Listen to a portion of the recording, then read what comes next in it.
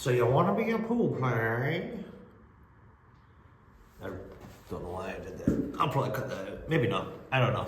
Anyhow, welcome, pool fans, new pool fans, people who are thinking about becoming a pool player.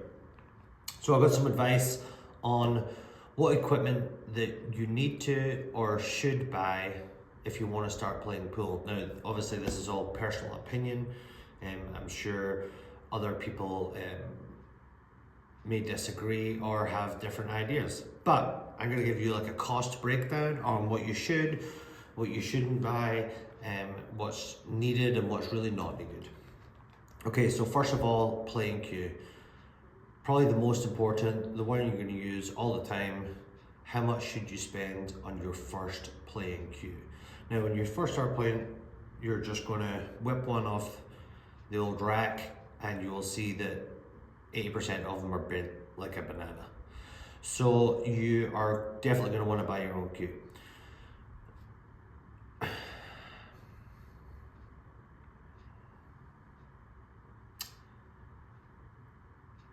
So let's start off by saying there is two most important parts of the cue. One being the shaft and the other one being the tip.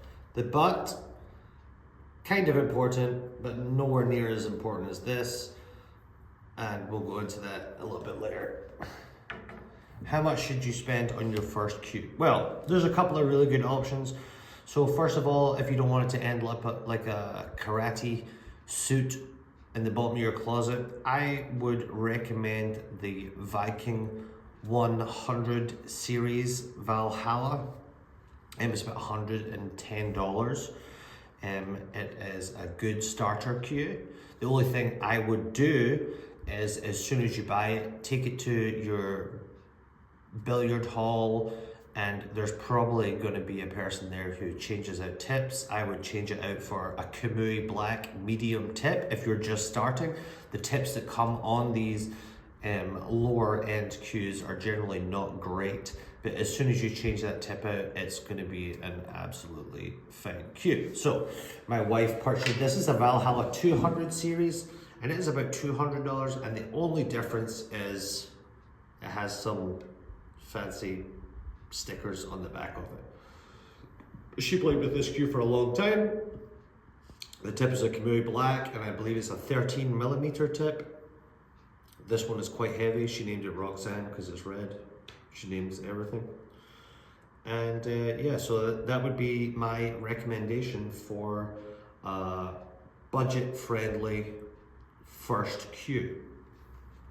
End of the spectrum here, you have $950 Predator, a very well-known brand, 8-point Sneaky Pete, they call it, Rosewood.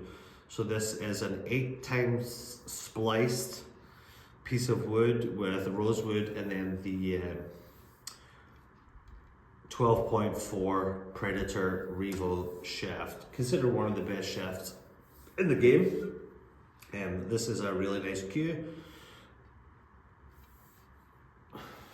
And then you have my play cue, which you haven't seen me play yet with, because I'm waiting for a shaft to come, and I'm going to do I'll do a video about that when it arrives. But this is like a street cue, hand inlaid from the Philippines. Very inexpensive actually, with a nice snakeskin wrap on it there, a couple of inlays. Now, if you do get a cue from abroad, I live in Florida, but if you get a cue from abroad, like places like the Philippines and stuff, you really have to just kind of get rid of the shaft as soon as you get it, just because of the humidity there. As soon as you've had them here for a couple of months, they'll just bend out. Next thing we're going to talk about is break cues. Now, most new players, and I'm sure everybody who is a player now, could probably agree that when they first started, they had a playing cue, and then for breaking, they just took a house cue off the rack. Now, when you want to start your own break, there's many variances in these break cues. Some people like to do 18 ounces light cue. Some people like to do heavy cue. My wife uses an 18-ounce cue. I use a 25-ounce break cue. It's really just down to your personal preference. There's no real right or wrong answer to that. So my recommendation for your first break cue is a Rage Heavy Hitter Classic. I think most pool players are probably either broke with one or owned one at some point. They are 25 ounces. They're $122 and they come with, I think it's a Bakelite tip, 13 millimeters, and this also splits in half to being a jump cue. Now, later on down the line, you're probably going to want to get your own separate jump cue, jack of all trades and stuff like that. But to start off with, this is under $300. This is an absolutely fantastic break cue, and works for me. And then you can go to something like what my wife has, which I think is a $600 Q-Tech Breach Ghost Edition. Now, don't get me wrong, this thing absolutely slams. However, it is about $600, and as you can see, it's been chipped here, and underneath the paint is just a maple butt, I believe it is. So you're paying pretty much for the shaft, and that's about it. And once you get into the higher end cues, I think the better shafts, carbon fiber ones, are about $450. So if you account like maybe $400 for a good butt, so once you get above that $950 mark, you're basically just paying for designs and labor involved to put in inlays and stuff like that. Bags are really a personal preference. My recommendation would be a Guberos, G-O-B-U-R-O-S 2x2 case. It's about $44.99. So that means it holds 2 butts and 2 shafts, which means that you can have your break cue and your play cue. Like this, 1 butt, 1 shaft. So you can have 2 cues at once. Now this does have a back strap. I prefer the cloth ones over the kind of fake leather ones. They just seem to last a little bit longer. And it has a huge pouch on the front for all your stuff, like your chalk, your gloves, anything else. I put eye drops in my bag because a lot of these places are pretty smoky. So that kind of helps me out there. Chalk. Oh, big discussion. Thousands of videos on chalk on the old tube. If you go to your local pool hall, there will be 100,000 pieces of Masters chalk lying around. Absolutely nothing wrong with it. It's been a pool staple for decades. You do tend to have to chalk your cue a lot, so if you're like me and you forget to chalk your cue all the time, you will end up miscuing a lot, not because of the chalk, but just because you forget to chalk. I use Town chalk is absolutely fantastic. It doesn't get everywhere like a lot of the other chalks do. My wife uses the Camus chalk. It's kind of like lipstick.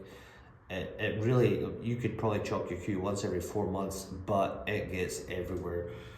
You can see there'll be chalk marks all over the cue balls. I have to clean these regularly because pick your battles, gentlemen. Now, I do recommend a chalk holder because you don't want to be leaving your chalk on the table because you'll forget it. Somebody will pick it up, not maliciously, but somebody will pick it up. Now, there are many styles. You have these ones that kind of hang in your pocket. I have a lot of these things. Do I recommend these? I do not, because you will be picking this up off the floor more than anything else.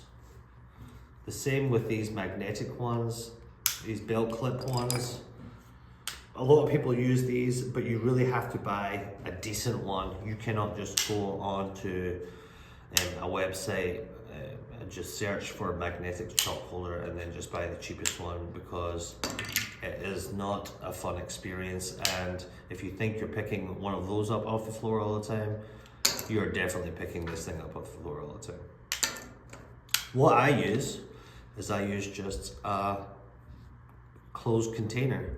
Put my chalk in, put the cap on it, and just stick it in the old pocket. The town chalk holder, really nice, is about $17.99. I'll have all the prices up on the side here, of course. Gloves. Some people wear a glove, some people do not. I do 90% of the time, and I really should 100% of the time, just for consistency's fact. Sometimes when you go into these pool halls, especially in Florida here, sometimes they're 65 degrees because you're cranking that AC, and sometimes there's 100 people in there, so they're about 150 degrees, and your hand is sweating and your cue is just sticking to your hands. So just for consistency's sake, I would go for a glove. And then they have these, they're called Lion Helper gloves. My wife swears by these, as I will show you. 1, 2, 3, 4, and then I think she has 3 more in her pool bag. But they are fine, nothing too drastic. You will lose these things, put them in the washing machine because they're in your pockets. It's a completely fine glove. They've got 4 or 5 color choices on there, and it's about $12. Nothing drastic. Chalk holder. So that is pretty much everything that you need to have to start playing pool. Now, a lot of this is not required, so you don't really have to buy chalk because there's always going to be chalk there. You don't have to buy a glove, that's going to be personal preference. And you can really just start playing pool with a pool cue, because every single one of them is going to come with its own little kind of 1 cue bag that you can really use.